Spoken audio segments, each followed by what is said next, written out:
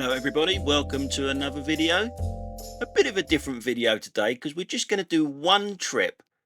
We're going to start here in Mitchum and we're going to drive through Mitchum to there, and then I'm going to turn the car around and we're going to go back the other way where we're going to end up at the world famous Rosehill roundabout right there. So not that far, probably roughly around about 6 miles. And now let's see how many numpties, how many idiots, how many rule breakers and law breakers we are going to find in that little time. So we start off here at the Ravensbury roundabout in Mitcham. We're looking at the white van first of all. As we come round here, he has a little look to see if he can undertake, but realises that that left hand lane is for a left turn only and we have got a red light, so comes back. So not the end of the world, but we go back to him in a little while where he does make a fool of himself. That wasn't too bad, he corrected himself, but it wouldn't be one of my videos if I didn't have one of these things behind me. Yep, always an Audi. Now when an Audi, a fast car even, doesn't have to always be an Audi, but when a car of that sort of speed leaves that sort of gap behind you, you know that they're up to no good. They're either in the wrong lane or they're going to do something like this. Always an Audi. And these roads are all 20 miles an hour, by the way. So God knows where he thinks he's going. So obviously we're speeding it up, and now we're looking at the van. We come to another roundabout. Now obviously if you're going to turn left, you go into the left hand lane. You're turning right, you go into the right hand lane, but not if you're this numpty. But this has been on the channel quite often recently, people turning left from the right hand lane, and apparently it's okay. Now we're looking at the car in front of the van. Right, the car in front of the van. We're also looking at the red light that it's just going to drive through, like it ain't even there. Now we're looking at the pedestrian over the right hand side that's just standing in the road, right next to a crossing, but it doesn't even look like she wants to cross. And as we go to the rear camera in a second, you'll see that it's like, oh, I might be in the way, I'll better get out the road. Odd people in Mitcham. Okay, so now we're at a one-way system, which is basically a roundabout, a big roundabout with traffic lights on. But some people get confused about that. I know that from my last video on Reigate Hill, there was in the comments section. Anyhow, we're looking at this car in front of us. This silver car. This is the same car that went through that red light back there. And as you can see, there's no indication to what it's going to do. It's just going to move over to the left-hand side. It's got all that space on that side, but it's just going to move over. The Audi's panicked a little bit and gone into the bike lane. And that car's gone all the way over there to park. And people will be saying, well, maybe he's lost, maybe he doesn't know where he's going. But does that stop you seeing a red light? And if you are lost, you stay in the left-hand lane. Why are you in the outside lane if you don't know where you're going? So we're obviously speeding this up a bit now. And if you haven't been to Mitcham for quite a while, or you don't know this area at all, this always happens. The light phasing now, they've put in fairly recently. This is all new, newish anyway. It always does this. Now you might say, and you're probably right to say, that I'm not helping by doing this. But what this probably needs is a yellow box junction to stop this clown doing that. He might not have entered it, but then he probably would have done if he could see out of them tinted windows, that is. Anyway, we're going back just a little bit on that one-way system to this car behind me, who struggles very hard to stay in a lane for a long time.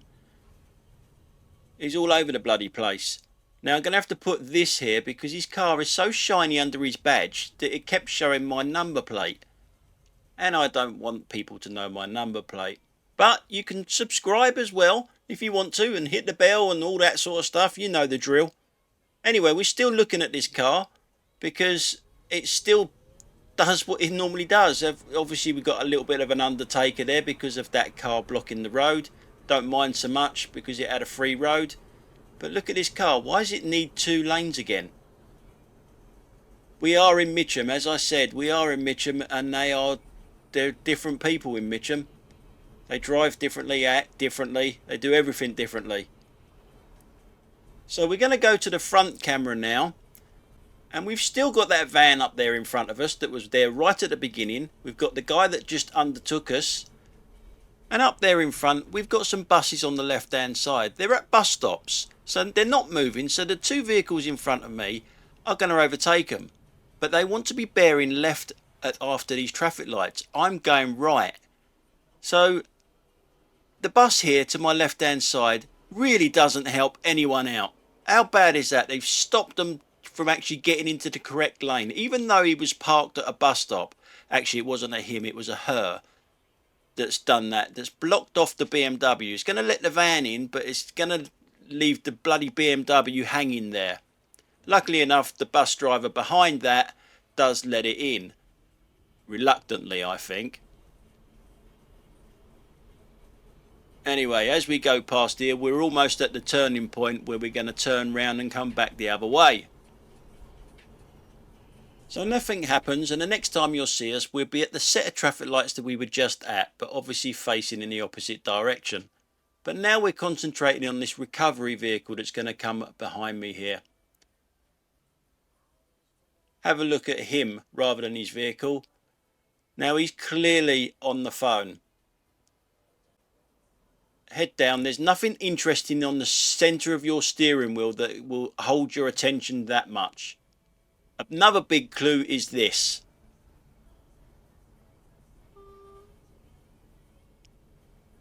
The guy behind him had to use the horn to get him to move.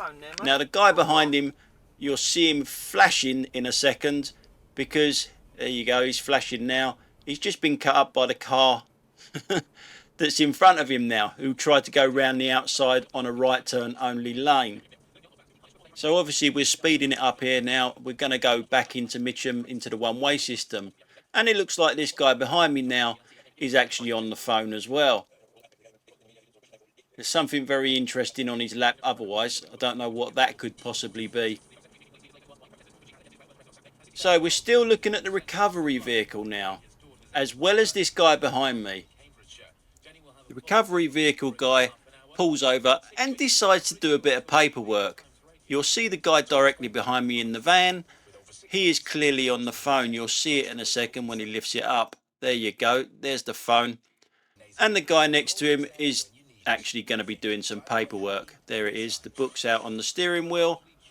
He doesn't have a lot of time to do any paperwork though, because we're off and running again. Now he's created quite a lot of distractions of his own. Now, if he hadn't have done that, maybe he might have been in the correct lane coming round this bend here. What do you think? If he was concentrating on the road rather than his phone and paperwork, he might be in the correct lane for a change. And please don't say, well, he might have been lost and all that sort of nonsense. Well, if you're in the area that you're not familiar with, you stay off your phone and you do not do paperwork. You look at road signs and stuff. So as we come round here, remember this is all one way. Where has that bike come from? There isn't a road there for it to be coming out of. So another weird one. It's come from one of them shops maybe. Instead of going right away round the roundabout, it's cut right across everything. So we're going to go back to the recovery vehicle now. It's going to be doing a little bit more paperwork.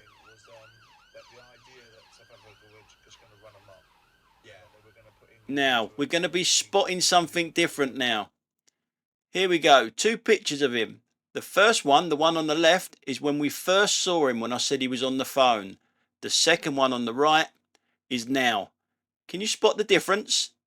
Yep, there you go, the phone. So he was definitely on the phone. The phone is in the cradle in the second one. So we're still on him because we haven't finished, or he hasn't finished. We're going double speed now, and obviously he's doing paperwork. Yeah, we've got away from him a little bit now, but he catches us up. Now, as you can see, look, there is a right turn only lane there. Where is he going? Oh, he's turning right. He's not indicating right though. Is he turning right or going straight on? What do you think? With what you've seen so far, What do you think? Even the guy behind me looks like he's on the phone, as well as picking his nose. No, that's a funny right turn that you've taken there, mate. So, again, in the wrong lane. Was he distracted? Was he on the phone again, or was he doing paperwork? Well, we'll see now what he was doing this time. He was on the phone. It's in the cradle. It's all legal. But you can obviously see that he's chatting away to something. He's having a right old laugh, right old giggle up. But his concentration level for the road is awful. Because how can you not see that right turn only lane? So here we go. He's going to move that cup. That cup he's going to put under that cable there, because we don't want that rolling around on his dashboard. That could be a bit of a distraction. What do you think? It could be a fucking good old distraction, that. Never mind the phone or the paperwork. That cup could be a fucking killer. So we're speeding it up now. He's obviously all over the place. You'll see him take some bits and bobs out. Yeah, he can't sit still. He's got ants in his pants, this one. But we're almost at Rosehill roundabout. Yes, the famous Rosehill roundabout. But have we finished with him? Are we going to cut him a break and leave him alone now? Yeah, let's leave him alone, shall we? We're going to pick on the guy behind him. Not pick on the guy, that's the wrong wording. We're going to show you the guy behind him, who obviously now has made a mistake. You can see that he's made a mistake. That's why he stopped there, and rather than come right up behind me, because he's in the wrong lane, he wants to be where them other two vehicles are to my left. But instead of going right up behind me, he's going to stop there. Because he knows that guy is on his phone and doing paperwork and stuff like that, and he's normally quite slow off the mark. And he should be able to get in there. Which, it turns out that is the case.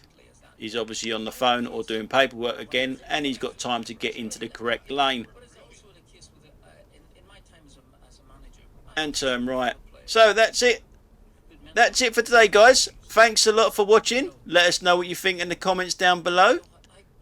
I'll catch you on the next one. Bye for now.